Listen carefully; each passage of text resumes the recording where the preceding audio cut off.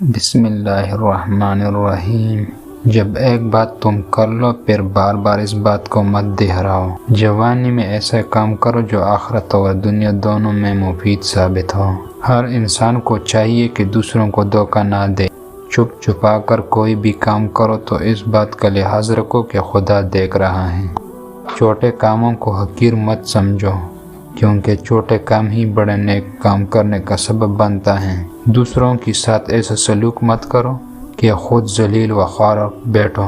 آسائش خلق میں کوشش کر اور خلق سے مت ڈر، اور اپنی جان کو مصیبت و مشقت کا عادی بنا۔ اصلاح نفس کی ہمہ وقت کوشش کرتے رہو تاکہ تمہارے اندر اچھی صفات پیدا ہوں۔ دانائی کا راستہ اختیار کر تجھے عزت حاصل ہوگی۔ دوستوں کا امتحان فائدہ اور نقصان دونوں حالتوں میں کر۔ صرف یہ 3 عادتیں سیکھ لو، ہمیشہ سردان بھرے رہو گے۔ اول، ہمیشہ اچھے اخلاق سے پیش آؤ۔ دوم، لوگوں کی حرمت کا لحاظ رکھو۔ سوم، اپنی جہالت کو لوگوں پر ظاہر مت کرو۔ رات کے وقت آہستگی اور نرمی سے بات کیا کرو۔ جس طرح بڑے بڑے صدقات نہایت سادہ ہوتے ہیں، اس طرح بڑے بڑے آدمی بھی نہایت ہی سادے ہوتے ہیں۔